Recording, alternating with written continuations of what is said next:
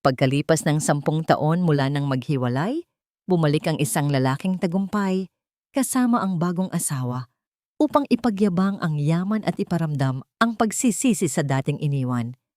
Ngunit gumuho ang kanyang pagmamataas nang harapin niya ang katotohanang hindi kailanman bumagsak ang babaeng tinalikuran. Sa halip, mas naging matatag at matagumpay pa siya. Ano ang nakita niya na nagpaiwan sa kanya ng katahimikan at matinding hiya sa kanyang pag-alis? Ang mamahaling itim na sedan ay tila isang dambuhalang hayop na naligaw sa masikip na eskinita ng tondo. Bawat pag-usad nito sa bakubakong kalsada ay agaw pansin. Ang mga batang naglalaro ng tumbang preso ay napapatigil. Ang mga tsismosang nagkukumpulan sa tindahan ay napapalingon.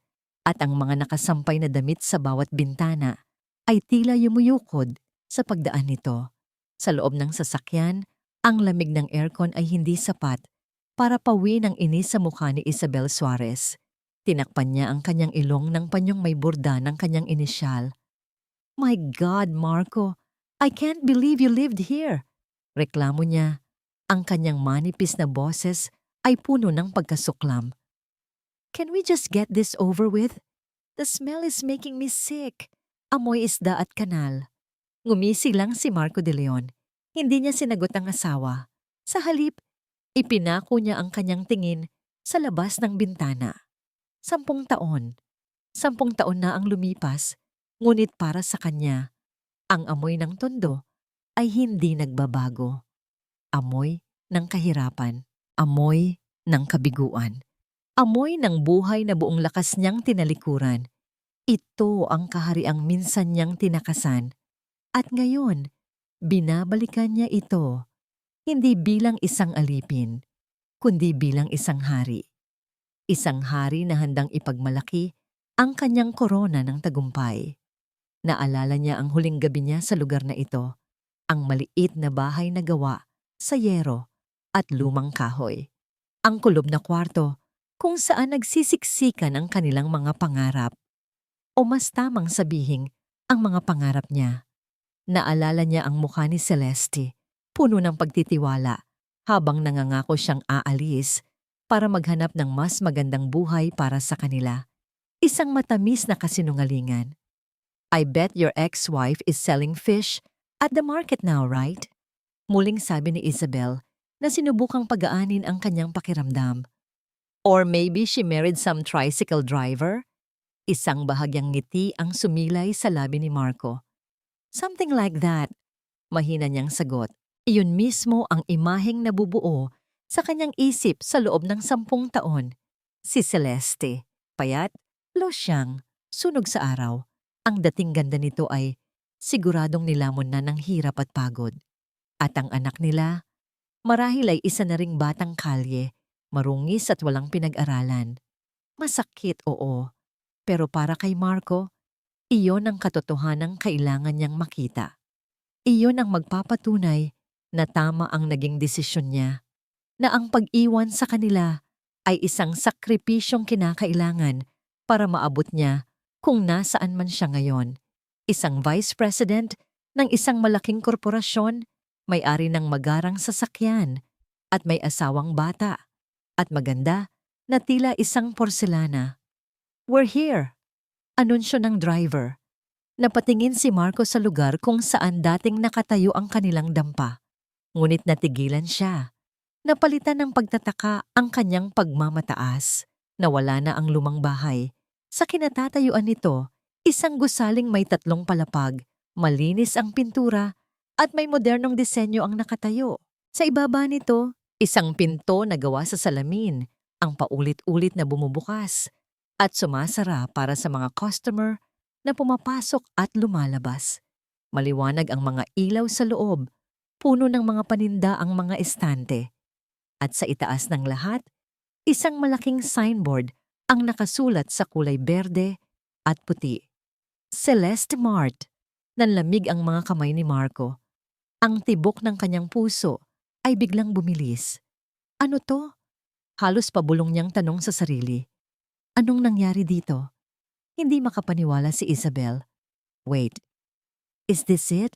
No, this can't be it. The address is correct but hindi na natapos ni Isabel ang kanyang sasabihin. Kasabay ng pagbukas ng pinto ng convenience store, isang babae ang lumabas. Nakasuot ito ng simpleng itim na blouse at maong pants, pero ang tindig nito ay diretso at puno ng kumpiyansa. Inayos nito ang kanyang buhok na nakapusod at nagsimulang magbigay ng instruksyon sa isa sa kanyang mga empleyado. Ang boses niya ay kalmado, ngunit may bigat ng awtoridad. Nang lumingon ang babae sa direksyon ng kanilang sasakyan, tila huminto ang pag-ikot ng mundo para kay Marco. Ang balat nito ay makinis.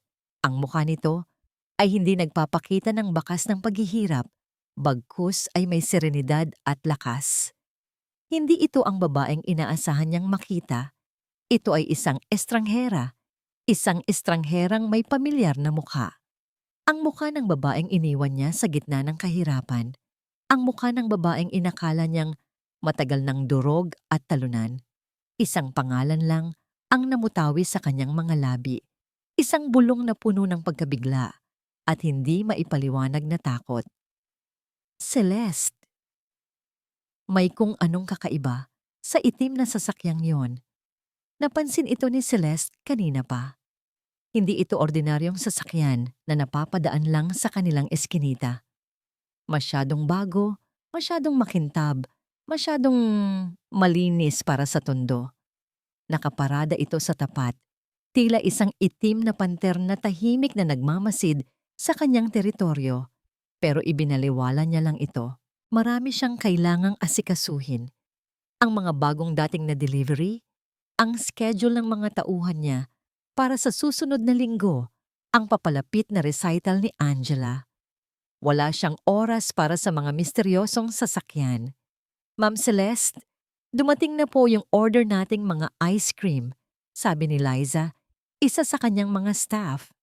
Sige, paki-check at ilagay na agad sa freezer. Siguraduhing tama ang bilang.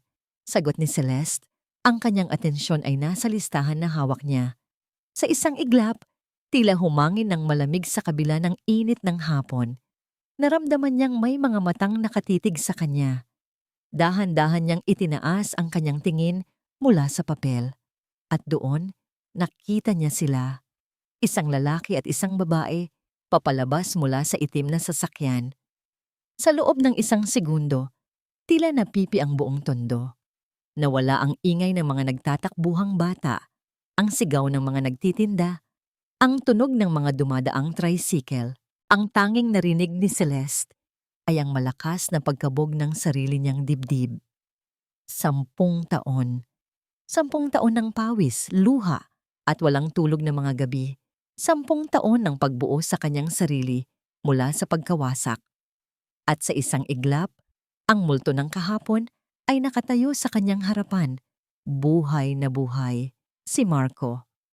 Mas tumanda ito, pero naroon pa rin ang pamilyar na tindig. Ang mamahaling relos sa kanyang pulso ay kumikinang sa ilalim ng sikat ng araw. Ang kanyang damit ay may plansa, ang kanyang sapatos ay makintab. At sa tabi niya, isang babaeng mas bata, nakasuot ng damit na mas mahal pa siguro sa buwan ng kita ng buong tindahan niya. Sa isang kisap mata, ibinalik ni Celeste ang pader na 10 taon niyang itinayo sa paligid ng kanyang puso. Ikinulong niya ang lahat ng sakit, ang lahat ng alaala. Ang natira sa kanyang muka ay isang kalmadong profesionalismo. Hinarap niya sila ng buong buo. Celeste, wow! Ikaw na nga. Unang nagsalita ang babae, si Isabel. Tiningnan siya nito mula ulo hanggang paa. Isang tingin na puno ng kalkulasyon at bahagyang pangmamaliit. You've changed a lot. Sinwerte ka yata ng husto, ano? Isang maliit na ngiti ang gumuhit sa labi ni Celeste. Isang ngiting hindi umabot sa kanyang mga mata. Hindi ito swerte. Sipag ang tawag dito. Mahinahon niyang sagot. Ang kanyang boses ay matatag at walang bahid ng anumang emosyon. Pagkatapos ay ibinaling niya ang tingin kay Marco, na hanggang ngayon ay hindi pa rin makapagsalita. Tila nakakita ng isang aparisyon. Ikinagagalak kitang makitang muli, Marco, sabi ni Celeste. Ang bawat salita ay binitawan niya ng may kontrol. At ito siguro ang pinili mo. Ang kanyang tingin ay bahagyang dumaplis kay Isabel, sapat lang para iparamdam ang kahulugan ng kanyang sinabi. Namula ang mukha ni Marco. May gusto siyang sabihin, pero walang boses na lumalabas sa kanyang bibig. Ang lahat ng senaryong inihanda niya sa kanyang isip. Ang kanyang pagiging arogante, ang kanyang pagiging maawain, ay naglahong parang bula. Sa harap ng babaeng ito, hindi siya ang hari na nagbabalik. Pakiramdam niya, siya ang pulubing nakikiusap. Mommy! Isang matamis na tinig ang bumasag sa tensyon. Mula sa gilid ng kalye, isang dalagitang nakauniforme, may dalang backpack at violin case, ang tumakbo palapit. Agad na nagbago ang anyo ni Celeste. Nawala ang malamig na maskara at napalitan ito ng pinakamatamis ng ngiti. Angela, anak. Sinalubong niya ang yakap ng anak. How's school? It was great, Mommy. Teacher said my final piece is almost perfect. Masayang sagot ni Angela. Pagkatapos ay napansin niya ang mga bisita ng ina. Napatingin siya sa mga ito. Ang kanyang mga mata ay puno ng kuryosidad, hindi takot. Mommy, sino po sila? Noon lang tila natauhan si Marco. Ito na ang kanyang anak. Ang anak na iniwan niya. Ang ganda-ganda nito, ang talino-talino tingnan. Isang parte sa kanya ang gustong sumigaw. Gustong sabihing, ako ang ama mo. Nagbukas ang kanyang bibig.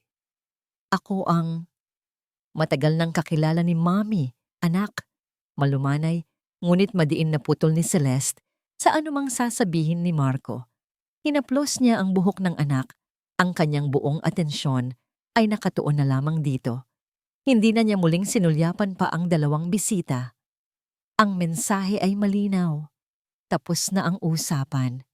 Halika na sa loob, Gela. I'm sure you're hungry, sabi niya.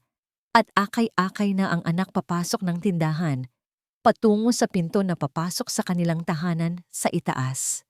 Para kay Marco, ang bawat hakbang ni Celeste palayo ay tila isang malakas na sampal sa kanyang mukha.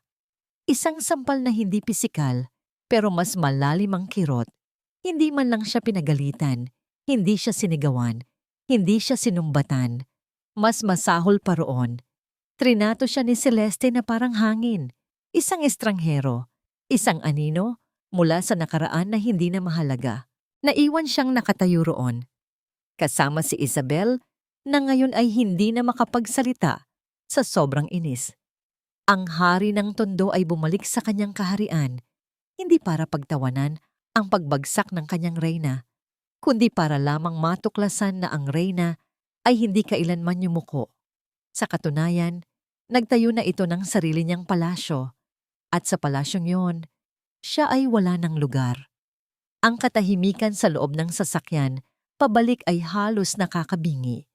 Malayo ito sa maingay na pagmamataas na namayani sa kanila kaninang papunta.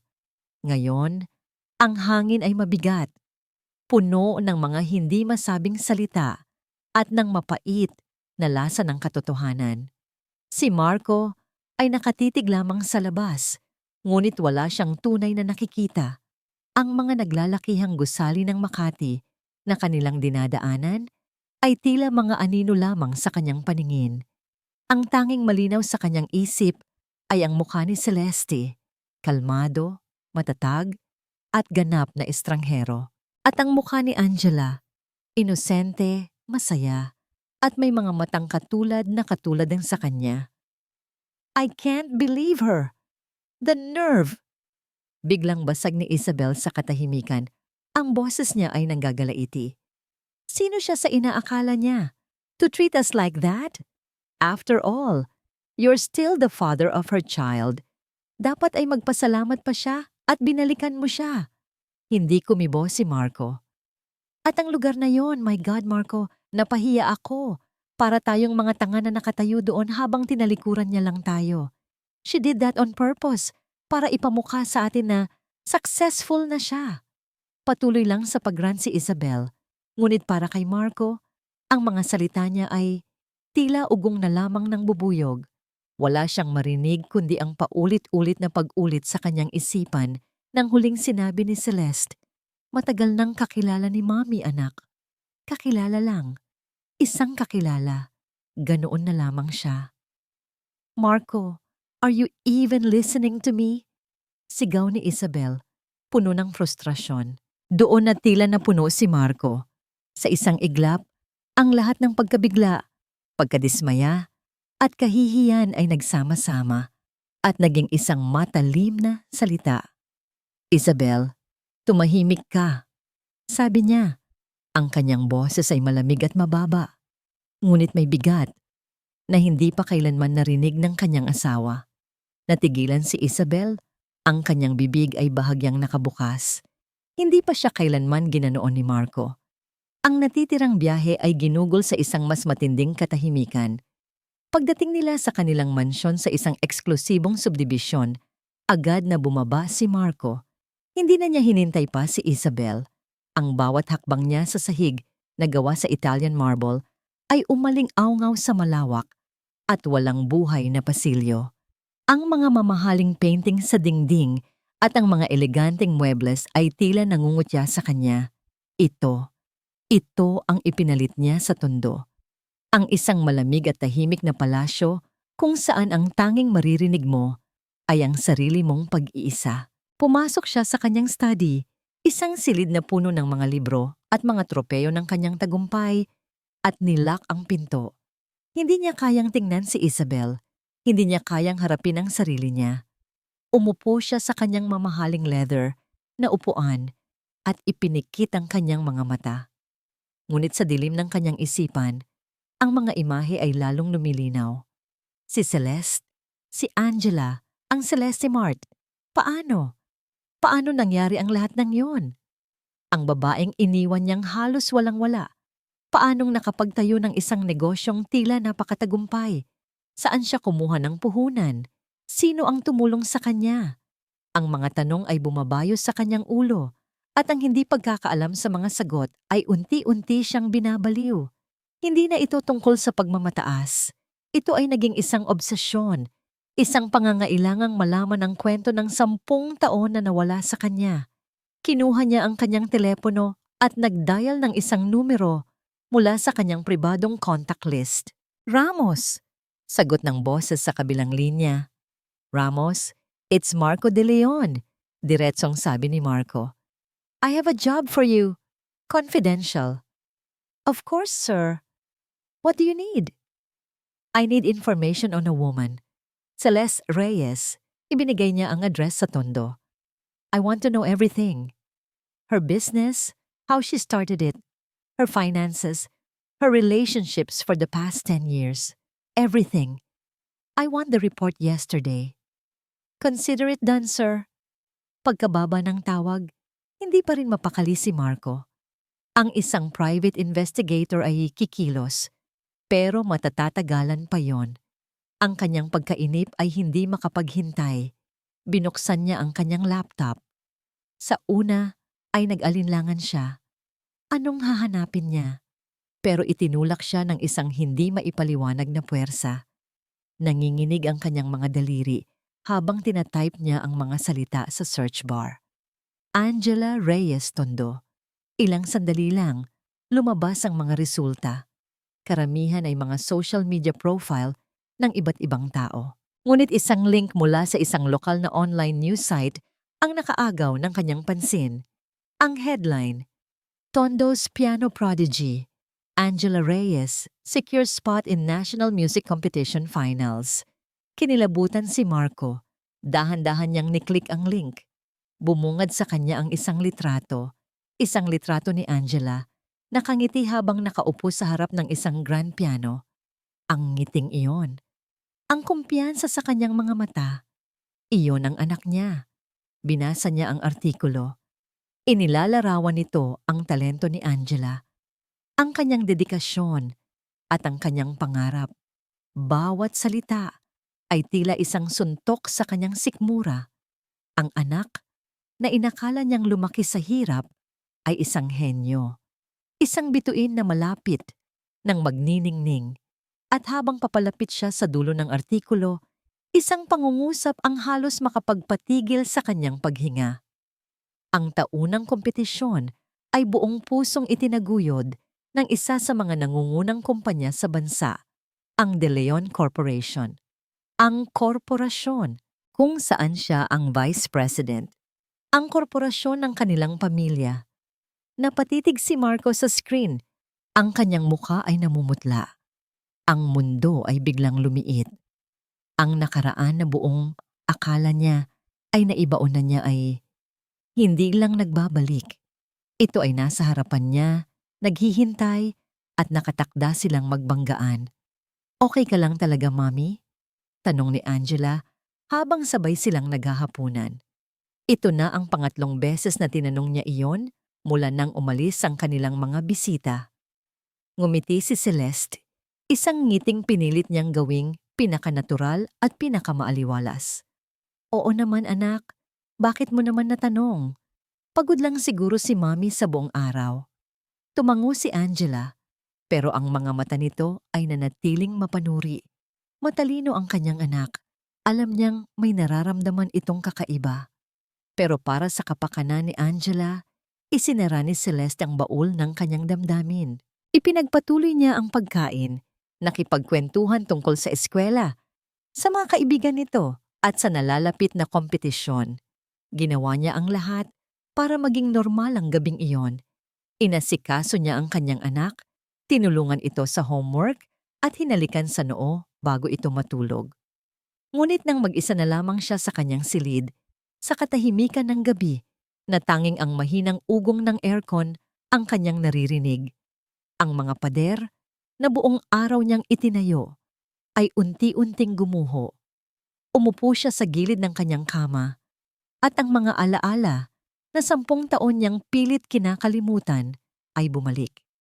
Bumalik ang mga ito na parang isang malakas na alon, handang lunurin siya sa sakit. 10 taon na ang nakalipas. Ang hangin sa maliit nilang kwarto ay kulob at mainit. Nakaupo siya sa lumang papag, pinagmamasdan si Marco habang nag-iimpake ito ng iilang damit sa isang bag. Ang bawat galaw nito ay tila isang punyal na tumutusok sa kanyang puso. Sigurado ka ba talaga dito, Marco? Tanong niya. Ang boses ay garalgal dahil sa pigil na pag-iyak. Lumuhod si Marco sa kanyang harapan at hinawakan ang kanyang mga kamay. Ang mga mata nito ay puno ng mga pangako. Celeste, mahal, pakinggan mo ako. Kailangan kong gawin to. Para sa atin. Para sa magiging anak natin. Hinaplos nito ang kanyang tiyan na nooy nagsisimula pa lamang umbok. May oportunidad sa Maynila. Isang malaking construction project. Pag nakaipon ako, babalikan kita. Babalikan ko kayo. Bibigyan kita ng buhay na hindi mo pa nararanasan. Naniwala siya. Paano ba naman siya hindi maniniwala? Si Marco ang kanyang mundo, ang kanyang unang pag-ibig. Ang bawat salita nito ay ang kanyang ebanghelyo. Kinabukasan, umalis ito. May mga yakap, may mga luha, at may mga pangakong hindi na kailanman matutupad. Lumipas ang 1 linggo, 2 linggo. Wala siyang natanggap na tawag. Sinabi niya sa sarili na baka abala lang ito. Lumipas ang 1 buwan. Ang perang iniwan nito ay paubos na. Ang kanyang pag-aalala ay unti-unti nang nagiging takot. Isang hapon, napagdesisyonan niyang buksan ang maliit na baul na kahoy na bigay sa kanya ng kanyang yumaong ina. Doon nakatago ang lahat ng kanilang ipon, ang kaunting perang minana niya, at ang perang pinagpaguran nilang dalawa. Iyon ang kanilang emergency fund. Iyon ang kanilang pag-asa. Pagbukas niya ng baul, isang nakakabinging katahimikan ang sumalubong sa kanya. Wala. Walang laman. Kahit 1 sentimo ay wala. Sa umpisa ay hindi niya maintindihan. Hinalughog niya ang buong baul, binaliktad ito, pinagpag, umaasang may 1 perang papel na mahuhulog. Hinalughog niya ang buong bahay, Nagbabaka sakaling inilipat lang ito ni Marco. Ngunit habang tumatagal, ang katotohanan ay unti-unti siyang sinasampal. Hindi ito nawawala. Kinuha ito. At iisa lang ang taong nakakaalam kung nasaan ang baul na yon. Gumuho ang mundo ni Celeste. Napaupo siya sa sahig. Yakap-yakap ang walang lamang baul at doon siya umiyak. Umiyak siya hindi lang dahil sa nawalang pera, kundi dahil sa nawalang tiwala, sa nawalang pangarap, sa nawalang pag-ibig. Niloko siya, pinagnakawan siya, iniwan siyang mag-isa, buntis at walang-wala. Sa mga sumunod na araw, tila isa siyang bangkay na naglalakad. Ngunit isang gabi, habang nakahiga siya sa kadiliman at iniisip kung paano nawawakasan ang lahat, naramdaman niya ito. Isang bahagyang pitik sa loob ng kanyang sinapupunan, isang maliit na galaw, isang maliit na buhay. Napahawak siya sa kanyang tiyan at sa gitna ng kanyang pagkawasak, isang katotohanan ang nanaig. Hindi na siya nag-iisa. May isang buhay na umaasa sa kanya. Tumayo siya. Pinunasan niya ang kanyang mga luha. Ang sakit ay naroon pa rin, matalim at malalim, ngunit hindi na ito ang kanyang amo. Ang responsibilidad bilang isang ina ang nagbigay sa kanya ng lakas. Kinabukasan, gamit ang mga natitirang barya sa kanyang bulsa, bumili siya ng harina at asukal. Nagluto siya ng kakanin at inilako ito sa kalye. Bawat pisong kinikita niya ay iniipon niya. Nagtiis siya ng gutom, nagtiis siya ng pagod. Mula sa paglalako, nakapagpatayo siya ng isang maliit na pwesto. Ang maliit na pwesto ay naging isang maliit na sari-sari store. At ang maliit na sari-sari store sa loob ng 10 taon ng dugo at pawis ay naging Celeste Mart. Bumalik si Celeste sa kasalukuyan. Tumayo siya at lumapit sa pintuan ng kwarto ni Angela. Dahan-dahan niya itong binuksan at sinilip ang kanyang anak na mahimbing na natutulog. Ang anghel na nagligtas sa kanya. Ang dahilan ng lahat. Ang lahat ng ginawa niya, ang lahat ng itinayo niya ay para sa batang ito. Para masigurong hindi nito mararanasan ang sakit at hirap na dinanas niya. Nilapitan niya ito at marahang hinaplos ang buhok. Bumulong siya sa hangin. Isang panatang tanging siya lang ang nakakarinig. Hindi hahayaan ni Mami na saktan ka ng kahit sino. Hinding-hindi. Bumalik siya sa kanyang silid. Ang kanyang puso ay kalmado na. Ang pagbabalik ni Marco ay isang bagyo, ngunit siya ay isang punong matatag na ang mga ugat ay malalim na nakabaon sa lupa. Hindi na siya ang dating Celeste na kayang itumba ng isang ihip ng hangin. Umupo siya sa harap ng kanyang laptop para i-check ang mga email bago matulog. Ito na ang kanyang naging routine. Isa-isa niyang binasa ang mga ulat mula sa kanyang mga supplier at mga mensahe mula sa mga kliyente. Ngunit isang email ang nakaagaw ng kanyang pansin. Ang subject line ay nakasulat sa malalaking letra. Urgent. Anonymous complaint regarding food safety standards. Mula ito sa Department of Trade and Industry. Kinabahan si Celeste. Binuksan niya ang email at mabilis na binasa ang nilalaman. Nakasaad doon na nakatanggap sila ng isang formal at detalyadong reklamo mula sa isang concerned citizen tungkol sa di umano'y maruruming proseso sa paghahanda ng pagkain sa isa sa kanyang mga branch sa kalapit na barangay. Ang reklamo ay nagsasabing may mga panis na sangkap na ginagamit at hindi maayos na sanitation. Dahil dito, magsasagawa sila ng isang sorpresang inspeksyon anumang araw sa linggong iyon.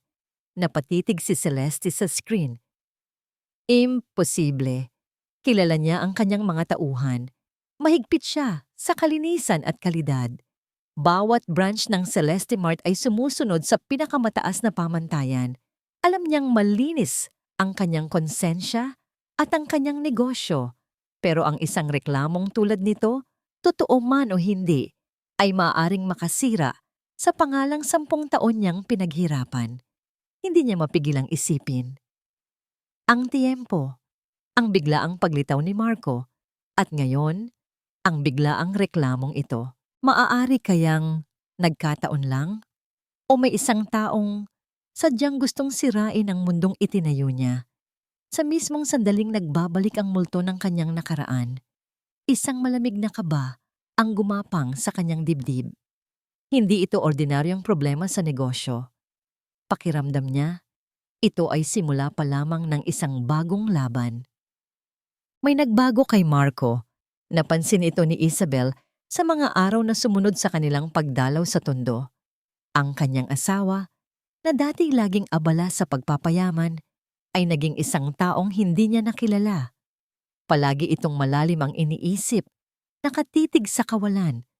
Ang dating paglalambing ay napalitan ng iritasyon at higit sa lahat, naging malihim ito. Ilang gabi na niya itong nahuhuling gising pa sa study, may kausap sa telepono, sa boses na pabulong. Kagabi, nakita niya itong nakatutok sa laptop. Isang video ng isang batang babae na tumutugtog ng piano. Nang maramdaman siya ni Marco, mabilis pa sa 4:00 nitong isinara ang laptop. Tila isang magnanakaw na nahuli sa akto. Ano yon? Tanong ni Isabel. Sinusubukang gawing kaswal ang kanyang boses. Wala. Work stuff. Mabilis na sagot ni Marco, umiiwas ng tingin. Hindi tanga si Isabel. Alam niyang nagsisinungaling ito. Ang video na yon. May kinalaman yon sa babaeng yon. Kay Celeste. At sa anak nito. Isang malamig na takot ang nagsimulang gumapang sa puso ni Isabel. Ang takot na ito ay hindi bago. Ito ang takot na palagi niyang kasama mula pa noong una. Ang takot na baka isang araw, ang lahat ng karangyaang tinatamasa niya, ang mansyon, ang mga designer na damit, ang walang katapusang credit card, ay bigla na lang mawala. Nakuha niya si Marco dahil sa kanyang ganda, sa kanyang kabataan, at sa kanyang kakayahang iparamdam dito na siya ang pinakamakapangyarihang lalaki sa mundo. Ngunit alam niyang ang ganda at kabataan ay kumukupas. Si Celeste, ang babaeng akala niya ay isa na lamang kupas na alaala, ay nagbalik bilang isang banta. Isang babaeng hindi lang maganda, kundi matatag at may sariling pinagkukunan ng kapangyarihan. Isang bagay na wala si Isabel. Hindi siya papayag. Hindi siya manonood na lang habang ang buhay na pinangarap niya ay unti-unting binabawi sa kanya. Kinabukasan, habang nasa trabaho si Marco, gumawa si Isabel ng sarili niyang mga hakbang. Una, tinawagan niya ang isang fixer na matagal na niyang kilala. Gusto kong malaman ang bawat galaw ni Marco de Leon. Utos niya sa kabilang linya. At gusto kong malaman ang lahat ng baho ni Celeste Reyes. Hanapin mo ang pinakamaliit na butas sa kanyang pagkatao. Hindi pa siya nakontento. Kung gusto mong sirain ang isang puno, hindi mo pinuputol ang mga sanga. Sinisira mo ang ugat. Ang ugat ni Celeste ay ang kanyang negosyo. Sa tulong ng kanyang koneksyon, natuntun niya ang pangalan ng isang dating empleyado ng Celeste Mart. Isang babaeng nagngangalang Rita, natanggal dahil sa pagnanakaw. Perpekto. Nagkita sila sa isang maliit at madilim na karinderya sa Quiapo. Isang lugar na hindi kailanman tutuntungan ni Isabel kung hindi lang kinakailangan. Si Rita ay may mapait na ekspresyon sa muka at mga matang puno ng inggit. Anong kailangan nyo? Sakin, ma'am. Tanong ni Rita. Hindi maitago ang pagtataka. Hindi na nagpaligoy-ligoy pa si Isabel. Naglabas siya ng isang makapal na sobre at inilapag ito sa lamesa. Narinig kong hindi naging maganda ang pag-alis mo sa Celeste Mart. Nanlaki ang mga mata ni Rita sa kapal ng sobre. Manloloko ang Celeste na yan, matapos ang lahat ng serbisyo ko. Gusto kong marinig ang lahat, sabi ni Isabel. Isang matamis at makamandag na ngiti ang sumilay sa kanyang mga labi. At gusto kong iparinig mo rin sa iba, lalo na sa DTI. Iyon lang ang kinailangan ni Rita. Ibinuhos niya ang lahat, mga totoong detalye na pinalaki at mga purong kasinungalingang hinabi para sirain si Celeste. Siya ang nagbigay kay Isabel ng ideya tungkol sa issue ng food safety. Madali lang yan, ma'am, sabi ni Rita habang sinusuksok ang sobre sa kanyang bag. Konting kwento lang sa tamang tao. Tapos na ang usapan. Good, sabi ni Isabel. Naglabas siya ng isa pang sobre, mas manipis. At ito, para sa mga blogger at mga chismosa sa social media. Gusto kong ang pangalan ni Celeste Reyes at ng tindahan niya ay maging kasing sama ng amoy ng basura sa tondo. Pag-uwi niya sa mansyon, pakiramdam ni Isabel ay muli siyang may kontrol. Pumasok siya sa kanyang walk-in closet, isang silid na kasing laki ng dating bahay ni Marco. Hinaplos niya ang mga sedang damit, ang mga leather na bag, ang mga kumikinang na alahas. Akin to lahat. Bulong niya sa sarili, ang kanyang refleksyon sa salamin ay nagpapakita ng isang babaeng determinado. Hindi ko hahayaang agawin to ng isang taga-tondo lang. Sa gitna ng kanyang pagpaplano, biglang tumunog ang kanyang telepono. Isang unknown number. Ang fixer niya. May balita na ako, ma'am, sabi ng boses. Nakipagkita ba siya sa babaeng yon? Tanong ni Isabel. Ang kanyang puso ay kumakabog. Negatibo, ma'am. Hindi po si Celeste Reyes ang pinuntahan niya. Sagot ng lalaki. Isang music school po sa Quezon City. Napakunot ang noo ni Isabel. Music school? Anong gagawin niya doon? Hindi ko po sigurado, ma'am. Pero may kausap siyang isang bata. Babae, teenager. Isang malamig na hinala ang biglang pumasok sa isip ni Isabel. Send me a photo. Now. Ilang segundo lang, isang notification ang lumitaw sa kanyang screen. Binuksan niya ito. Ang litrato ay medyo malabo. Kuha mula sa malayo. Ngunit sapat na ito para makita ng malinaw. Si Marco, nakatayo sa labas ng isang silid-aralan, nakangiti. Isang ngiting matagal na niyang hindi nakikita. At kausap nito ang isang dalagita. Ang anak ni Celeste, ang anak niya. Nabitiwan ni Isabel ang kanyang telepono. Ang lason ng inggit at takot ay mas lalong kumalat sa kanyang sistema, mas puro at mas nakamamatay kaysa dati. Kasinungalingan. Iyon ang salitang paulit-ulit na tumatakbo sa isip ni Marco habang pinagmamasdan niya ang pangalan ng eskwelahan, The A-Lab School for Young Musicians. Ang buong pagbisita niya ay nakabalot sa isang magandang kasinungalingan. Sinabi niya sa kanyang sekretarya na ito ay isang routine check sa isa sa mga benepisyaryo ng foundation ng kanilang kumpanya. Isang paraan para masigurong napupunta sa tama ang kanilang pera. Ngunit sa kaibuturan ng kanyang puso, alam niya ang totoong dahilan. Kailangan niyang makita si Angela. Kailangan niyang malaman kung ang batang nasa lumang litrato sa internet ay totoo. Pumasok siya sa loob. Ang lugar ay simple lang, ngunit puno ng buhay. Mula sa bawat silid ay may maririnig kang iba't ibang tunog. Isang violin, isang cello, isang boses na kumakanta. Malayo ito sa nakakabinging katahimikan ng kanyang mansyon. May init dito, may pangarap. Sinalubong siya ng headmistress, isang matandang babae na may mabait na ngiti. Mr. De Leon, what a pleasant surprise. Welcome to Alab. Thank you for having me, sagot ni Marco. Pinilit ngitian ito. I was just in the area. I wanted to see for myself the wonderful work you're doing here, especially with our scholars. Of course, we are eternally grateful to De Leon Corporation, sabi ng guro. In fact, our top scholar is just finishing her practice. Siya ang pambato namin sa nalalapit na national competition. Would you like to meet her? Tumango si Marco. Ang kanyang puso ay nagsimulang tumibok ng mas mabilis. Dinala siya ng headmistress sa isang maliit na studio. Sa loob, sa harap ng isang itim na grand piano, nakaupo ang isang dalagita. Likod lamang nito ang nakikita. Angela, may bisita tayo. Malambing na sabi ng guro. Dahan-dahang lumingon ang dalagita. At muli, parang huminto ang oras para kay Marco. Sa malapitan, mas malinaw ang lahat. Ang hugis ng kanyang mga mata ay mula kay Celeste, ngunit ang kanyang ilong at ang paraan ng pagngiti nito ay mula sa kanya. Good afternoon po. Magalang na bati ni Angela. Tumayo ito para magbigay respeto.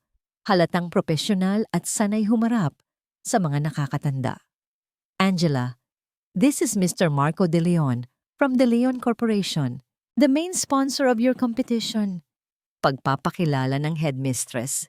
Nakita ni Marco ang bahagyang gulat sa mga mata ni Angela na agad napalitan ng isang magalang na ngiti. It's an honor to meet you, sir. Thank you so much for your support. The honor is all mine, sabi ni Marco. Ang kanyang boses ay tila hindi kanya. Narinig ko na napakagaling mo raw. Naku, Mr. De Leon, she's more than that. She's a genius, sabat ng guro. Angela, why don't you play your competition piece for Mr. De Leon? Tumango si Angela at muling umupo sa harap ng piano. Huminga ito ng malalim. Ipinikit ang mga mata at nagsimulang tumipa. Ang unang nota pa lang ay tila isang kidlat na gumising sa kaluluwa ni Marco.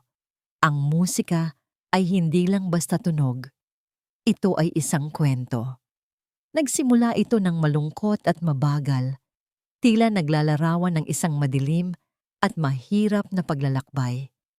Naramdaman ni Marco sa bawat nota ang pakikibaka, ang mga luhang hindi nakikita, ang pag-asang unti-unting namamatay. Ito ang kwento ni Celeste. Pagkatapos, unti-unting bumilis ang tempo.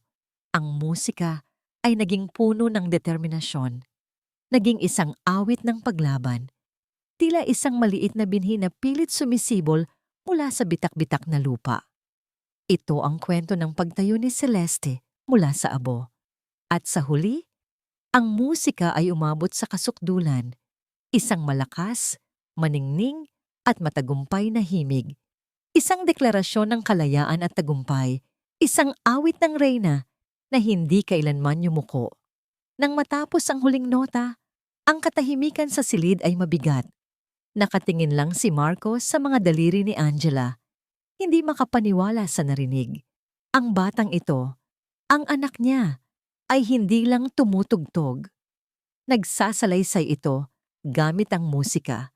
At ang isinalaysay nito ay ang buhay na hindi niya kailanman nasaksihan.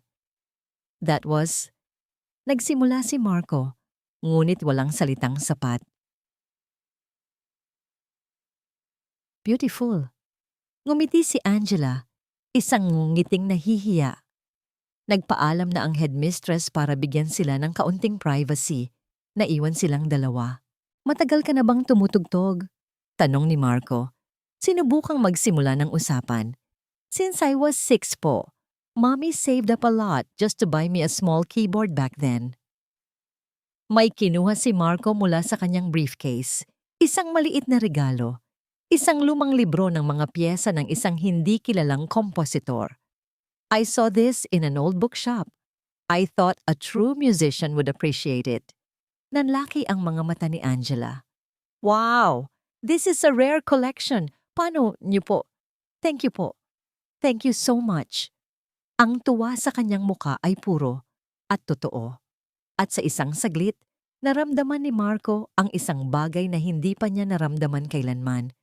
Ang kaligayahang maging isang ama. Dahil sa bugso ng damdamin, isang tanong ang kusang lumabas sa kanyang bibig. Isang tanong na matagal na niyang gustong itanong. Your father. Nagsimula siya, medyo nag-aalangan. Does he watch you play? Biglang nagbago ang liwanag sa mukha ni Angela. Ang maningning na ngiti ay napalitan ng isang anino ng lungkot. Tumingin ito sa mga teklado ng piano.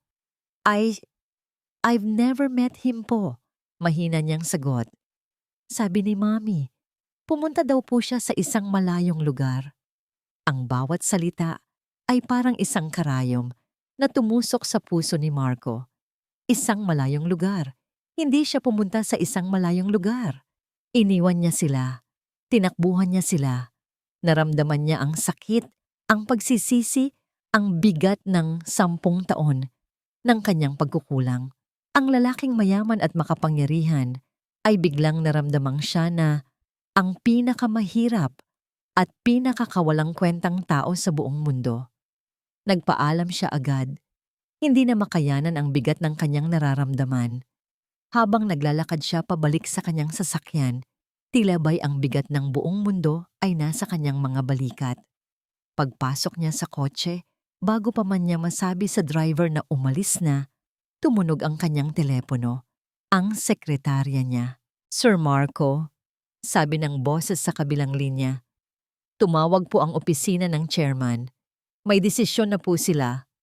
"Anong desisyon?" Walang ganang tanong ni Marco. "Para po sa magiging presenter ng Young Musician of the Year Award sa darating na gala night. Ang chairman po mismo ang pumili." "Okay, so who is it?" "Kayo po, sir. It was decided that you will be the one to personally present the award on stage." Nabitiwan ni Marco ang kanyang telepono. Napasandal siya sa upuan. Ang kanyang paghinga ay tila naputol. Ang kapalaran ay tila pinaglalaruan siya sa pinakamasakit na paraan. Ang taong wawasak sa pangarap ng ama ay siya ring magbibigay ng tropeo sa anak nito. Nakatitig lang si Marco sa kanyang telepono na nahulog sa mamahaling carpet ng kanyang sasakyan. Ang boses ng kanyang sekretarya ay tila umuulit-ulit sa kanyang isipan. Isang sirang plaka na nagpapatugtog ng kanyang sentensya. "Kayo po, sir, ang mag-aabot ng award." Pag-uwi niya sa bahay, hindi niya pinansin ang pagbati ng mga katulong o ang tanong ni Isabel kung saan siya nanggaling. Dumiretso siya sa kanyang study, ang tanging lugar sa mansyon kung saan pakiramdam niya ay ligtas siya. Ngunit ngayon, kahit ang mga pader ng silid na ito ay tila lumalapit sa kanya, unti-unti siyang sinasakal. Binuksan niya ang kanyang laptop, umaasang ang pagbuhos ng kanyang atensyon sa trabaho ay makakatulong para takasan ang realidad. Ngunit habang nagbubukas ito, isang email notification ang lumitaw. Galing sa foundation. Ang subject, official.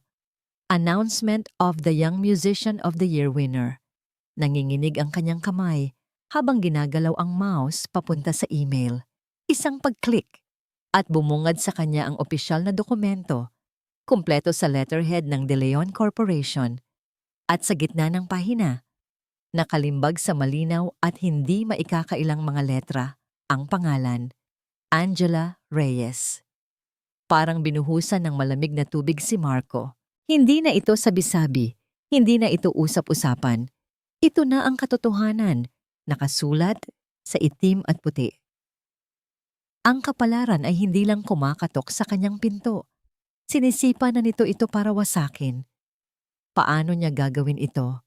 Paano siya aakyat sa entablado, haharap sa daan-daang tao, at iaabot ang tropeyo sa anak na 10 taon niyang kinalimutan? Anong sasabihin niya? Anong mukha ang ihaharap niya? Ang mukha ng isang mapagbigay na sponsor o ang mukha ng isang duwag na ama? Bago pa man niya masagot ang sarili niyang mga tanong, isang sunod-sunod na buzz ang narinig niya mula sa kanyang cellphone. Mga mensahe mula sa kanyang personal assistant. "Sir, have you seen this? It's going viral. Sir Marco, I think we have a problem." Kasunod ng mga mensahe ay ang mga links. Nag-aalangan man, binuksan niya ang una. Isang Facebook post mula sa isang sikat na blogger. Ang litrato ay isang malaking daga malapit sa isang basurahan. At sa ibabaw nito, naka-superimpose ang logo ng Celeste Mart. Ang caption? "Kadiri, eto ba ang kinakain natin sa Celeste Mart? Sasar boycott Celeste Mart, Peste Mart." Mabilis niyang binuksan ang isa pang link, isang Twitter thread. Puno ito ng mga litrato ng di umano'y maruruming kusina at mga panis na pagkain, kasama ang mga testimonya mula sa isang dating empleyado. Ang hashtag na boycott Celeste Mart ay nagte-trending. Ang mga komento ay brutal. "Kaya pala mura, kasi bulok. My God, I buy my daughter's snacks there. Never again. Dapat ipasara yan. Nakakamatay." Isang bagyo. Isang perpektong bagyo ng paninira at si Celeste ay nasa gitna nito. Agad na naintindihan ni Marco, hindi ito nagkataon lang. Ang pagdalaw nila, ang pagbabago ng kanyang kilos, ang biglaang pag-atake sa negosyo ni Celeste. May gumagalaw sa dilim, may humahabi ng isang masamang plano. At habang iniisip niya iyon, ang mukha ni Isabel ang biglang pumasok sa kanyang isipan. Ang galit nito sa kotse. Ang mga matang puno ng inggit. Ang mga salitang puno ng lason. Sino siya sa inaakala niya? Para ipamukha sa atin na successful na siya. Biglang nagkaroon ng saysay ang lahat. Si Isabel, ang asawa niya, ang babaeng dinala niya sa tondo para ipagmalaki ang kanyang tagumpay, ay siya ngayong gumagawa ng lahat para wasakin ang tagumpay ng iba. Pakiramdam ni Marco ay nasusukol siya. Ang kanyang mundo ay guguho sa dalawang magkaibang direksyon. Sa isang banda, ang personal niyang impyerno, ang pagharap sa anak na kanyang tinalikuran. Sa kabilang banda, ang profesional na impyerno ni Celeste, isang krisis na posibleng kagagawan mismo ng kanyang asawa. Ano ang gagawin niya? Sa gitna ng kanyang pagpapanik, dahan-dahang bumukas ang pinto ng kanyang study. Pumasok si Isabel, may dalang isang tasa ng tsaa. Nakangiti ito, isang nangiting tila napakatamis at inosente. Anong problema, Marco? Malamig nitong tanong. Kanina ka pa dyan, para kang nakakita ng multo. Tinitigan siya ni Marco. Tinitigan niya ang kanyang magandang asawa, ang babaeng pinili niya. At sa likod ng maamong nangiti at nag-aalalang mga mata, nakita niya ito. Isang maliit, halos hindi mapansing kislap. Ang kislap ng tagumpay, isang kislap na tanging siya lang, sa buong mundo, ang makakakita. Ang katahimikan, ang unang senyales ng bagyo. Kinaumagahan, pagbukas ng Celeste Mart, wala ang karaniwang dagsa ng mga suking bumibili ng pandesal at kape. Wala ang ingay ng mga batang humihingi ng pambili ng candy. Ang tanging maingay ay ang telepono sa counter, na walang tigil sa pagtunog. Ngunit hindi ito mga order. Ito ay mga reklamo, mga kanselasyon mula sa mga catering client, at mga tanong na puno ng pagdududa mula sa mga matagal ng suki. Ang lason na ikinalat online ay mabilis na kumakalat sa totoong buhay. Sa loob ng opisina, tinitingnan ni Celeste ang mabilis na pagbaba ng kanilang sales report. Sa tabi niya, si Mang Tony, ang kanyang pinagkakatiwalaang manager mula pa nung una ay hindi mapakali. Ma'am Celeste, anong gagawin natin? Nag-uumpisa ng maniwala ang mga tao. Nag-aalalang sabi nito. Huminga ng malalim si Celeste. Naramdaman niya ang takot, ang galit, ang pag-aalala. Ngunit isinantabi niya ang lahat ng iyon. Ngayon ang panahon para maging leader, hindi biktima. Tinawag niya ang lahat ng kanyang empleyado para sa isang kagyat na pagpupulong. Nakatayo sila sa kanyang harapan. Ang kanilang mga mukha ay puno ng pangamba. Sila ang mga taong umasa sa kanya. Mga pamilyang nakasalalay sa Celeste Mart. Alam kong nabasa niyo na ang mga kumakalat sa internet. Panimula ni Celeste, ang kanyang boses ay kalmado, ngunit matatag. Alam kong natatakot kayo, pero gusto kong tingnan niyo ako sa mata. Isa-isa niyang tiningnan ang kanyang mga tauhan. Ang bawat sentimo na ipinundar natin dito ay galing sa malinis na paraan. Ang bawat pagkaing inihahain natin ay niluto ng may pag-iingat at pagmamahal. Itinayo natin ito sa katapatan. Pinagpagura natin ito. At hinding-hindi ako papayag na wasakin ito ng mga kasinungalingan. Isang bagong determinasyon ang umusbong sa mga mata ng kanyang mga empleyado. Kaya ito ang gagawin natin. Pagpapatuloy niya, haharapin natin sila. Makikipagtulungan tayo sa mga health inspector. Bubuksan natin ang ating mga kusina. Ipapakita natin sa kanila na wala tayong itinatago. At higit sa lahat, hindi tayo titigil sa pagbibigay ng pinakamahusay na serbisyo. Maliwanag ba? Isang sabay-sabay na, "Opo, ma'am," ang naging sagot. Pagkatapos ng pulong, Umuwi muna si Celeste para salubungin si Angela mula sa eskwela. Nadatnan niya ang anak sa sala. Tahimik na nakaupo. Hawak ang cellphone na nito. Nang makita siya nito, agad itong tumakbo at yumakap sa kanya. Ang mga balikat nito ay nanginginig. "Mommy, totoo po ba yung mga sinasabi nila?" Tanong ni Angela. Ang boses ay basag. "Nabasa ko po sa Facebook. Sabi nila, madumi daw po tayo." Hinaplos ni Celeste ang buhok ng anak at marahang iniharap sa kanya. Nakita niya ang luha sa mga mata nito. Ito ang pinakakinatatakutan niya, ang makita ang kanyang anak na nasasaktan dahil sa isang laban na hindi naman nito dapat pinoproblema. "Gela, makinig ka kay Mommy," mahinahon niyang sabi. Ang mga salita ay madaling bitawan, lalo na kung nakatago sa likod ng screen. Pero ang katotohanan, iisa lang. At alam natin ang totoo, di ba? Pinunasan niya ang mga luha ni Angela. "Ang talento mo, totoo yan. Ang musika mo, totoo yan. Ang pangarap mo, totoo yan. At walang sino man ang makakaagaw niyan sa'yo, kahit anong putik pa ang ibato nila sa atin. Okay?" Tumango si Angela. Medyo gumaan ang loob. Kinagabihan, bumalik si Celeste sa opisina kasama si Mang Tony. Kailangan nilang malaman kung saan nanggagaling ang atake. "Ma'am, naisip ko lang po," sabi ni Mang Tony. "Yung mga litratong ginamit nila, parang pamilyar po. Parang kuha talaga sa loob ng branch natin sa Stamesa." "Pero paanong nangyari yon?" "CCTV, ma'am. Baka may makita tayo." Ilang oras nilang pinanood ang mga recording mula sa nakaraang linggo. At doon, nakita nila. Isang pamilyar na babae.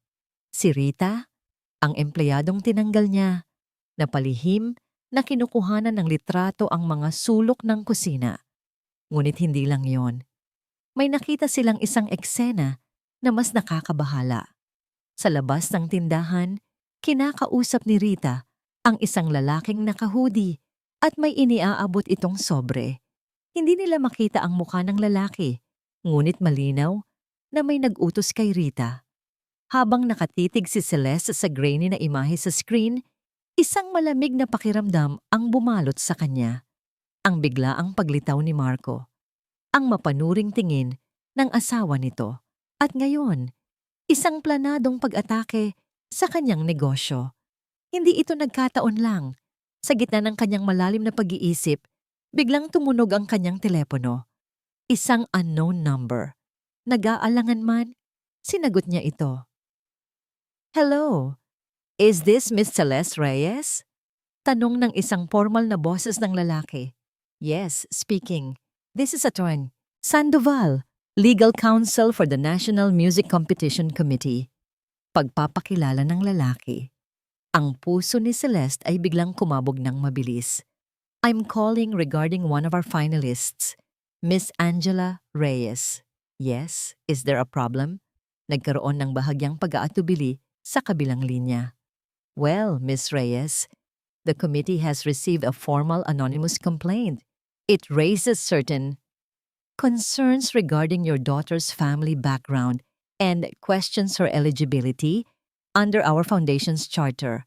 Dahil dito, we are compelled to put her case under review." Nabitiwan ni Celeste ang kanyang ballpen. Ang ingay ng pagbagsak nito sa sahig ay tila isang putok ng baril sa tahimik na opisina. Ang atake ay hindi lang pala sa kanyang negosyo. Ito ay direkta ng nakatutok sa pangarap ng kanyang anak. Ang bawat kilometrong tinatakbo ng sasakyan ni Marco papuntang Tondo ay 1 kilometro ng pagpapahirap sa sarili. Ang bawat patak ng ulan na nagsimulang humampas sa kanyang windshield ay tila isang paalala ng luhang hindi niya iniyak 10 taon na ang nakakaraan. Kasalanan niya. Ang salitang yon ay umuulit-ulit sa kanyang isip. Isang martilyong pumupukpok sa kanyang konsensya. Ang gulo sa buhay ni Celeste, ang panganib sa pangarap ni Angela. Lahat ng ito ay nagsimula sa isang aroganteng desisyon, ang desisyong bumalik. Ang desisyong ipagmalaki Ang isang tagumpay na ngayon ay alam niyang nakaw lang pala. Kailangan niyang itama ito. Kailangan niyang umamin. Hindi para sa kapatawaran, alam niyang huli na para doon, kundi para subukang pigilan ang apoy na sinimulan ng kanyang asawa bago nito matupok ang lahat. Gabi na nang marating niya ang tondo. Mas malakas na ang ulan. Ipinahinto niya ang sasakyan sa isang madilim na kanto, malayo sa Celeste Mart para hindi makaagaw pansin. Naglakad siya sa gitna ng ulan, hindi alintana ang pagkabasa ng kanyang mamahaling suit. Ang tanging mahalaga ay makausap si Celeste. Nakita niya itong papalabas ng tindahan, mag-isang naglalakad patungo sa nakaparadang delivery van. Mukha itong pagod. Ang mga balikat nito ay tila mas mabigat kaysa dati. Ito na ang kanyang pagkakataon. Celeste! Tawag niya. Halos pasigaw. Para marinig sa gitna ng ulan. Lumingon si Celeste. Nang makita siya nito, ang pagod sa kanyang mukha ay napalitan ng isang malamig at matigas na ekspresyon. Hindi ito nagsalita. Nagpatuloy lang ito sa paglalakad. Tumakbo si Marco para harangan ang kanyang daan. Celeste, sandali. Pakiusap. Kailangan nating mag-usap. Wala tayong dapat pag-usapan, Marco. Marin nitong sagot. Ang boses ay walang emosyon. Umalis ka na. Hindi ako aalis hanggat hindi mo ako pinapakinggan. Pagpupumilit ni Marco, ang kanyang boses ay puno na ng desperasyon. Tungkol ito sa mga nangyayari, sa negosyo mo, kay Angela. Alam ko kung sino ang may gawa nito. Pakinggan mo ako, Celeste, please. Sa pagbanggit ng pangalan ni Angela, isang bagay ang nagbago kay Celeste. Ang pader ng yelo na nakapalibot sa kanya ay biglang nagkabitak-bitak. At mula sa mga bitak na yon, isang nag-aalab na galit ang sumabog. Pakinggan ka? Ulit nito. Ang boses ay nanginginig na sa pinipigil na emosyon. 10 taon, Marco. 10 taon akong nabuhay ng tahimik. 10 taon kong itinaguyod ang anak ko ng mag-isa. At sa isang iglap, bumalik ka. At ano ang dala mo? Lason. Sumpa. Bawat salita ay isang dagok na tumama kay Marco. Alam mo ba kung ano ang nararamdaman ng anak ko ngayon? Sigaw ni Celeste. Ang luha ay nagsimula nang humalo sa tubig ulan sa kanyang pisngi. Nakikita niya ang pangalan ng negosyong ipinagmamalaki niya na sinisiraan sa internet. At ngayon, pati ang kaisa-isang pangarap niya, gusto niyo pang agawin. Tumawag ang komite ng contest, Marco. May kumwestiyon sa pagkatao ng anak ko dahil sa'yo, dahil sa pagbabalik mo. Ito ang unang beses na nakita ni Marco si Celeste na ganito. Ang babaeng palaging kalmado at kontrolado ay nawala. Ang nasa harap niya ngayon ay isang inang nasasaktan, isang leona na handang pumatay para sa kanyang anak. Hindi, Celeste, hindi mo naiintindihan. Sinubukan ni Marco na magpaliwanag. Ang kanyang boses ay halos hindi na marinig. Kaya nga ako nandito. Aaminin ko ang lahat. Ang pera noon, ang ginagawa ni Isabel ngayon. Hindi ko kailangan ng paliwanag mo. Putol ni Celeste, ang kanyang mga mata ay nag-aapoy. Ang kailangan ko ay umalis ka sa buhay namin. Hindi ka biyaya, Marco. Isa kang kamalasan. Bawat paglapit mo ay nagdadala ng gulo. Kaya pakiusap, kung may natitira ka pang kahit katiting na konsensya dyan, umalis ka na at huwag ka nang magpapakita sa amin kahit kailan. Mula sa di kalayuan, sa loob ng isang nakaparadang sasakyan na may tinted na bintana, tahimik na nanonood si Isabel. Isang ngiti ng tagumpay ang dahan-dahang gumuhit sa kanyang mga labi habang nakikita niya ang bawat galit na salitang binitiwan ni Celeste. Ang plano niya ay gumagana ng perpekto. Tinalikuran na siya ni Celeste. Bawat hakbang nito palayo ay tila isang pako na ibinabaon sa kanyang puso. Naiwan si Marco, nakatayo sa gitna ng daan, basang-basa sa ulan na lalong lumalakas. Ang lamig na kanyang nararamdaman ay hindi mula sa ulan, kundi mula sa kaibuturan ng kanyang kaluluwa. 10 taon na ang nakalipas, iniwan niya si Celeste. Ngayong gabi, sa ilalim ng parehong langit na naging saksi sa kanilang nakaraan, naramdaman niya na iniwan siya ni Celeste at sa pagkakataong ito, alam niyang wala nang balikan. Basang-basa at talunan. Ganoon ang pakiramdam ni Marco pag-uwi niya sa mansyon.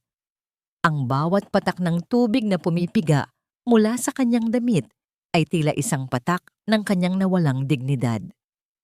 Pagpasok niya sa malawak na sala, nadatnan niya si Isabel, nakaupo sa isa sa mga puting sopa, kalmadong nagbabasa ng isang fashion magazine.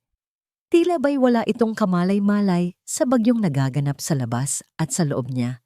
Ngunit nang itaas nito ang kanyang tingin, alam ni Marco na tapos na ang pagpapanggap. Ang mga mata ni Isabel ay malamig, matalas, at puno ng isang nakakakilabot na determinasyon. "So how did your little reunion go?" Tanong nito. Isinasara ang magazine at ipinapatong sa mesang gawa sa salamin. Ang boses niya ay walang bahid ng selos. Ito ay boses ng isang taong nagtatanong tungkol sa isang business transaction.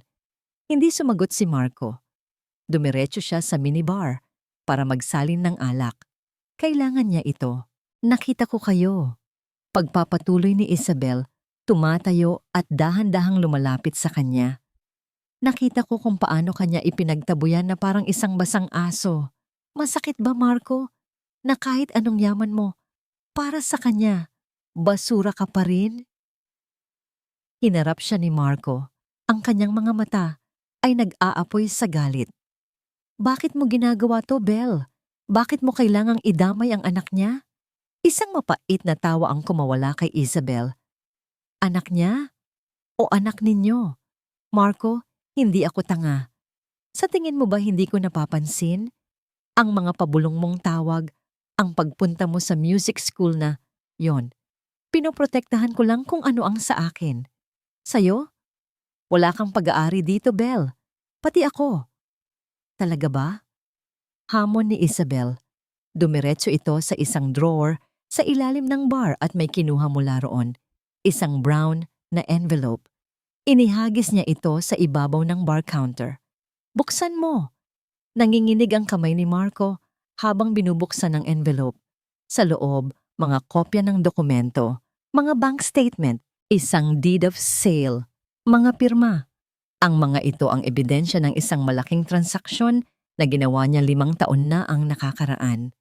Ang under the table, nakasunduan na nagpanalo sa De Leon Corp. Nang pinakamalaki nitong kontrata, ang kasunduang nagluklok sa kanya sa posisyon bilang Vice President. Ang kasunduang maaaring magpakulong sa kanya habang buhay para sa bribery at economic sabotage. Paano? Paano mo nakuha to? Halos pabulong na tanong ni Marco.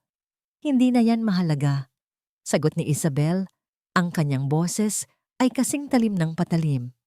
"Ang mahalaga, ito ang pagpipilian mo, Marco. Sa gabi ng gala, aakyat ka sa entablado. Tatawagin mo ang pangalan ni Angela Reyes. At habang iniaabot mo ang tropeo, gagawa ka ng isang speech. Isang speech na magpapahiwatig sa lahat na ang ina ng batang ito ay isang oportunista.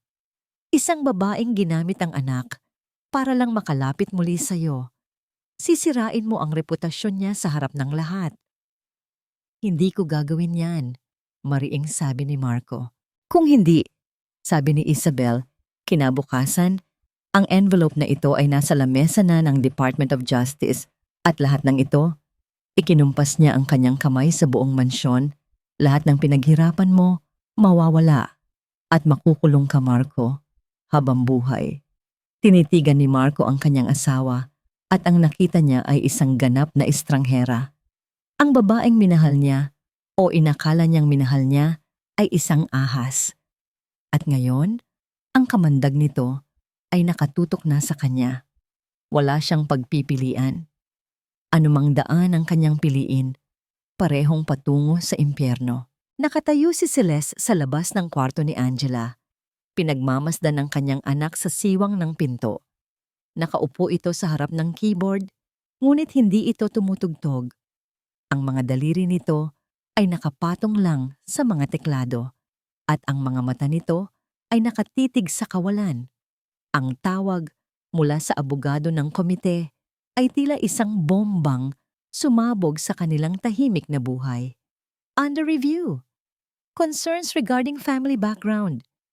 Eligibility under question. Pagkatapos ng tawag na yon, hindi na nagsalita si Angela. Tumango lang ito, pumasok sa kanyang kwarto at umupo sa harap ng kanyang piano. Ang katahimikan nito ay mas masakit pa kaysa sa anumang sigaw o iyak. Pumasok si Celeste sa silid, umupo sa tabi ng anak, at niyakap ito. Naramdaman niya ang bahagyang panginginig ng mga balikat nito. "Mommy, paano kung hindi na nila ako payagang manalo?" Bulong ni Angela, ang boses ay puno ng takot. "Shh! Anak, manalo o matalo, hindi yan ang mahalaga," sabi ni Celeste, kahit na ang sarili niyang puso ay dinudurog ng parehong takot.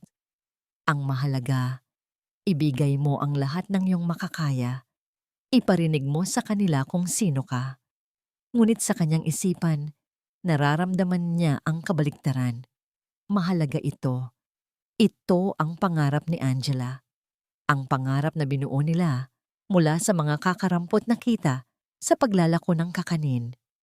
At ngayon, winawasak ito ng isang aninong hindi man lang nila masuntok. Ito ang unang pagkakataon sa loob ng 10 taon na naramdaman ni Celeste ang ganap na kawalan ng pag-asa.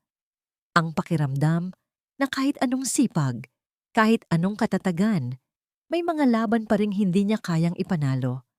Pakiramdam niya ay nabigo siya. Nabigo siyang protektahan ang kaisa-isang yaman niya. Kinagabihan, matapos niyang patulugin si Angela, pumasok siya sa kanyang sariling kwarto at nilak ang pinto. Doon, sa dilim, sa wakas ay bumigay siya. Walang tunog. Mga luhang tahimik na dumaloy mula sa kanyang mga mata. Mga luha para sa kanyang anak. Mga luha para sa kanyang sarili. Mga luha para sa buhay na buong akala niya ay naayos na niya. Dumating ang gabi ng gala. Sa isang marangyang suite ng hotel, tinitingnan ni Marco ang kanyang sarili sa salamin. Ang kanyang taksido ay perpekto ang pagkakatahi. Ang kanyang buhok ay maayos ang pagkakasaklay. Sa labas, mukha siyang tagumpay. Ngunit sa kanyang mga mata, ang nakikita niya ay isang kaluluwang na sa bingit ng pagkawasak. Papunta siya sa kanyang sariling bitayan. Samantala, sa backstage ng isang malaking teatro, inaayos ni Celeste ang ribbons sa buhok ni Angela. Si Angela ay nakasuot ng isang simpleng puting bestida, tila isang anghel. "Huwag kang matakot, anak," bulong ni Celeste. Hinawakan ng mahigpit ang mga kamay ng anak na nanlalamig. "Kalimutan mo ang lahat. Ang mga tao, ang mga hurado, ang premyo." Tumingin siya sa mga mata ng kanyang anak. "Pag-akyat mo dyan, tumugtog ka para sa sarili mo. Tumugtog ka ng buong puso." Ang liwanag ng spotlight ay nakakasilaw. Nang tawagin ang pangalan ni Angela Reyes, ang buong teatro ay pumalakpak. Ngunit para sa kanya, ang palakpak ay tila ugong lamang na nagmumula sa malayo. Habang naglalakad siya patungo sa grand piano, sa gitna ng entablado, ang tanging nasa isip niya ay ang huling sinabi ng kanyang ina. "Tumugtog ka ng buong puso." Umupo siya, at sa isang iglap, nawala ang lahat. Nawala ang daan-daang pares ng matang nakatitig sa kanya. Nawala ang mga hurado sa unang hilera. Nawala ang bigat ng mga problemang hindi niya naiintindihan. Ang natira na lamang ay siya at ang 88 teklado sa kanyang harapan. Huminga siya ng malalim at nagsimula. Ang musikang dumaloy mula sa kanyang mga daliri ay hindi na ang parehong piyesa na narinig ni Marco sa music school. Ito ay may parehong nota, ngunit iba na ang kaluluwa. Ang dating lungkot sa simula ay napalitan ng isang matinding pighati. Ang determinasyon sa gitna ay naging isang sigaw ng paglaban. At ang matagumpay na pagtatapos ay naging isang tanong. Isang tanong na puno ng pag-asa, ngunit may bahid ng sakit. Ang bawat nota ay isang patak ng luha. Ang bawat chord ay isang salita. Isinalaysay niya ang kwento ng kanilang buhay, ang kwento ng isang inang lumaban at ng isang anak na nangangarap sa gitna ng unos. Nang matapos siya, ang buong teatro ay nabalot ng isang saglit na katahimikan. Isang katahimikang mas malakas pa kaysa sa anumang palakpakan. Pagkatapos, tila nagising ang lahat at ang buong lugar ay halos yumanig sa lakas ng paghanga. Nagtayuan ang mga tao, sumisigaw ng bravo, habang ang ilan ay nagpapahid ng luha. Sa kanyang upuan sa audience, si Celeste ay umiiyak ng walang tunog. Hindi dahil sa galing ng kanyang anak, kundi dahil narinig niya ang kwento sa likod ng musika. Narinig niya ang sakit, ang pag-asa, ang lahat ng emosyong hindi masabi ni Angela sa salita. Sa kabilang banda, sa madilim na sulok sa gilid ng entablado, si Marco ay nakatayo na parang isang estatwang binuhusan ng semento. Ang bawat nota na pinakawalan ni Angela ay isang kutsilyong humiwa sa kanyang puso. Ang musika ay hindi lang isang pagtatanghal. Ito ay isang salamin. Isang salamin na ipinakita sa kanya ang halimaw na nilikha niya mula sa kanyang mga pagkakamali. And now, sabi ng host sa entablado, to present our most prestigious award, the Young Musician of the Year, please welcome the Vice President of De Leon Corporation, Mr. Marco De Leon.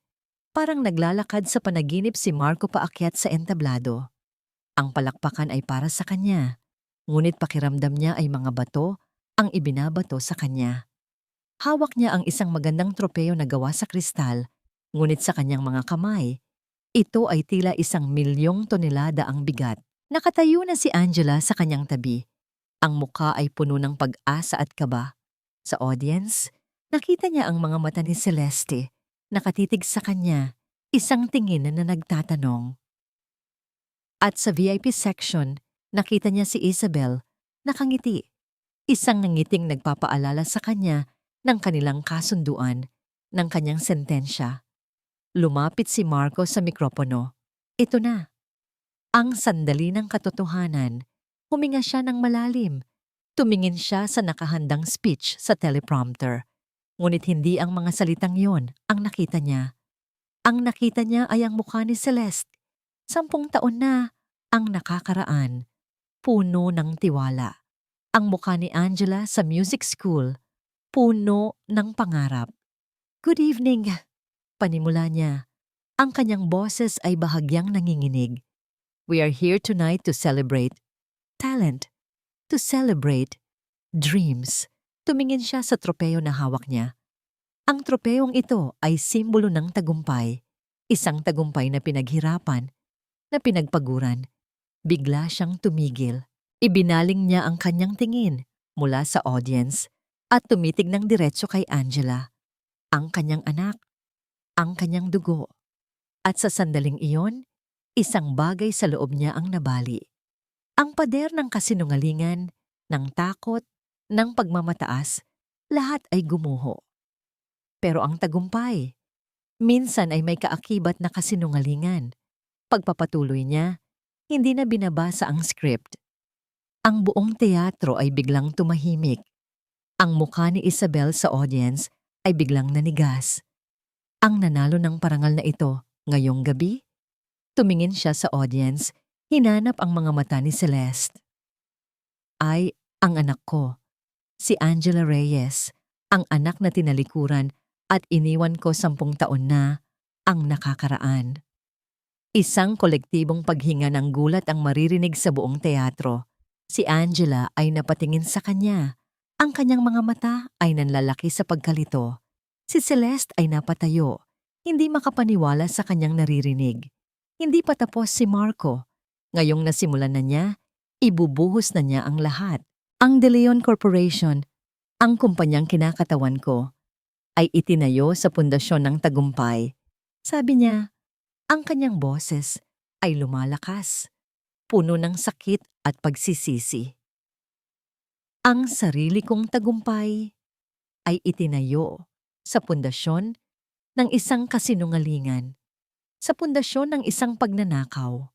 Tumingin siya ng diretso kay Celeste.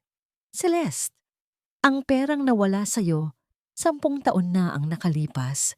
Ang perang minana mo sa iyong ina, hindi iyon nanakaw. Kinuha ko. Iyon ang ginamit kong puhunan para simulan ng buhay na ipinagmamalaki ko ngayon. Ang huling pag-amin na yon ay isang bombang sumabog sa katahimikan. Si Isabel ay namutla na parang papel. Si Celeste ay napahawak sa kanyang dibdib. Ang sakit ng isang lumang sugat ay muling nanariwa. Inilapag ni Marco ang tropeyo sa ibabaw ng lectern. Hindi niya ito karapat-dapat hawakan. Humarap siyang muli kay Angela. Ang luha ay malaya ng tumutulo mula sa kanyang mga mata. Ang lahat ng bigat ng 10 taon niyang pinasan ay unti-unti nang nawawala. Napapalitan ng isang masakit, ngunit mapagpalayang katotohanan. Patawad anak, bulong niya. Sapat lang para marinig ng mikropono. Patawarin mo si Papa. Pagkasabi noon, tumalikod siya. Naglakad siya pababa ng entablado. Nilagpasan ang mga naguguluhang host at stage crew. Naglakad siya palabas ng teatro, papalayo sa mga kamera, papalayo sa mga matang mapanghusga, papalayo sa buhay na kanyang winasak. Naiwan sa entablado ang isang tropeyong walang kumuha, isang katotohanang isiniwalat, at isang pamilyang winasak at binubuo sa parehong gabi. Ang pagsabog sa teatro ay nag-iwan ng lindol na yumanig sa mundo ng mga De Leon at Reyes. Ang huling pagtatapat ni Marco ay naging headline sa bawat pahayagan at trending topic sa social media sa loob ng maraming linggo. Isang montage ng mga pangyayari, ang mabilis na nagdaan sa mga sumunod na buwan. Ipinakita sa mga balita ang pagbagsak ng stocks ng De Leon Corporation, ang pag-alis ni Isabel Suarez de Leon sa bansa, dala ang kalahati ng natitirang yaman ni Marco bilang divorce settlement, ang pagbaba ni Marco sa kanyang posisyon at ang pagharap niya sa mga kasong isinampa laban sa kanya. Nawala sa kanya ang lahat, ang pera, ang kapangyarihan, ang pamilya. Sa kabilang banda, ang kwento ni Celeste ay naging inspirasyon. Matapos malinis ang kanyang pangalan mula sa mga paninira, dumagsa ang suporta para sa Celeste Mart.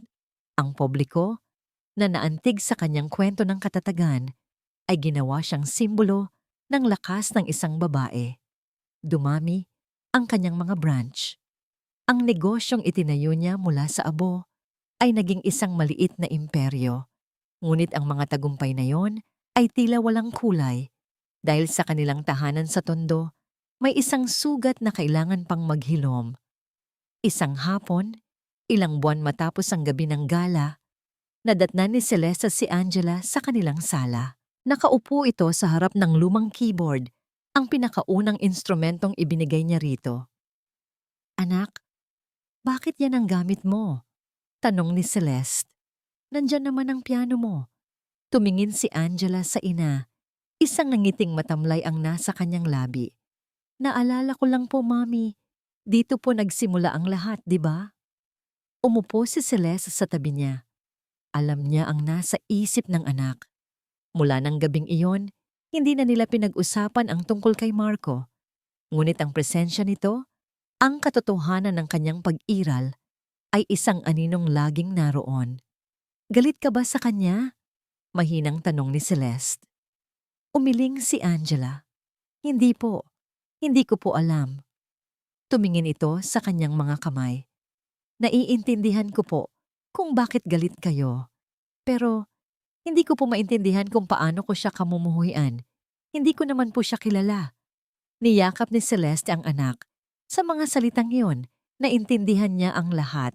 Ang pagpapatawad ay hindi lang para sa taong nagkasala.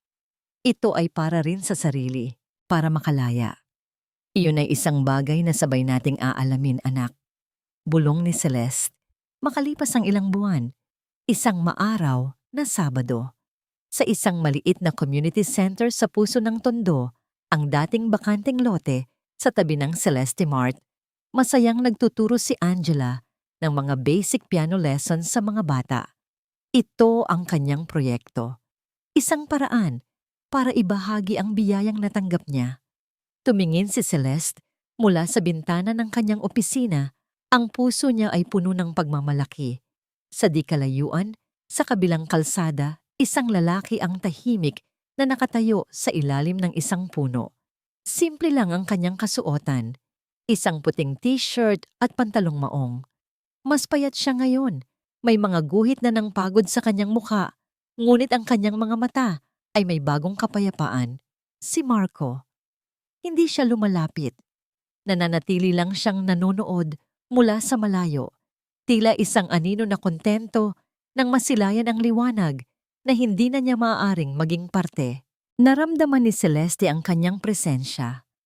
Kumuha siya ng 2 bote ng malamig na tubig mula sa ref at lumabas para puntahan siya. Hindi nagulat si Marco nang makita siya. Isang maliit na ngiti lang ang isinukli nito. "Hanggang kailan ka tatayo dyan?" tanong ni Celeste. Iniabot ang isang bote ng tubig. "Sapat na sa akin ang makita siyang masaya," sagot ni Marco. Tinanggap ang tubig. Nagkaroon ng ilang sandali ng katahimikan sa pagitan nila. Hindi awkward, kundi puno ng mga salitang hindi na kailangang bigkasin. "Ang yaman na hinanap mo noon. Winasak ka," sabi ni Celeste, nakatingin sa mga batang tumatawa sa loob ng center. Tumingin din si Marco doon. Nakita niya ang ngiti sa labi ni Angela. Nakita niya ang kinang sa mga mata nito. At sa wakas, naintindihan niya. "Alam ko," mahinang sagot ni Marco. "Matagal kong hinanap ang yaman sa maling lugar. Ang tunay na yaman, Marco," sabi ni Celeste, "ay ang kapayapaan ng kalooban, ang makatulog ka sa gabi nang walang bigat sa iyong dibdib." Tumingin siya kay Marco. "Panahon na para hanapin mo yon." Tumango si Marco. "Salamat, Celeste." Uminom siya mula sa bote at pagkatapos ay inabot ito pabalik kay Celeste. Isang simbolikong pagtatapos. "Paalam, Celeste." "Paalam, Marco." Tumalikod na si Marco at nagsimulang maglakad palayo, papalubog sa karamihan ng mga tao sa tondo. Wala siyang dalang sasakyan. Wala siyang ang anumang ari-arian. Ngunit sa unang pagkakataon, sa loob ng maraming taon, ang kanyang mga balikat ay magaan. Ang kanyang paglalakad ay may direksyon, kahit hindi niya pa alam kung saan ito patungo. Pinanood siya ni Celeste hanggang sa maglaho siya sa paningin. Hindi siya masaya, hindi rin siya malungkot. Payapa. Iyon ang salita. Ngumiti siya, isang tunay at malayang nangiti. Humarap siya at naglakad pabalik sa community center, pabalik sa ingay ng musika, pabalik sa kanyang anak, pabalik sa kanyang tunay na yaman. Sa pagtatapos ng kwentong ito, malinaw na ang tunay na tagumpay ay hindi nasusukat sa yaman, titulo, o panlabas na anyo. Maaaring iwan ng isang tao ang responsibilidad at magmaang-maangan na nanalo siya sa buhay, ngunit darating ang araw na haharapin niya kaya niya ang bunga ng sariling pagpili. Ang iniwang babae, sa halip na gumuho, ay piniling bumangon, tahimik, marangal, at puno ng determinasyon.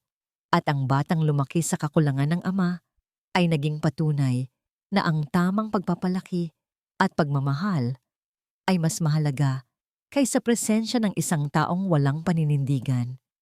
Sa huli, ang may masamang intensyon ay nauuwi sa hiya at pagsisisi, habang ang nagtiis ng tapat ay ginagantimpalaan ng kapayapaan at tunay na kaligayahan.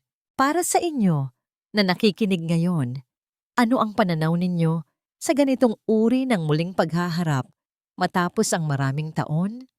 Kung kayo ang nasa ganitong sitwasyon, pipiliin ba ninyong ipakita ang tagumpay ninyo o manahimik at hayaang magsalita ang inyong buhay? Sana ay nasa mabuti kayong kalagayan sa sandaling ito. Kumusta kayo? At may pinagdadaanan ba kayong nais ilab? Malaya kayong magbahagi sa comments. Nandito kami, nakikinig, at tunay na nagpapahalaga sa bawat isa sa inyo.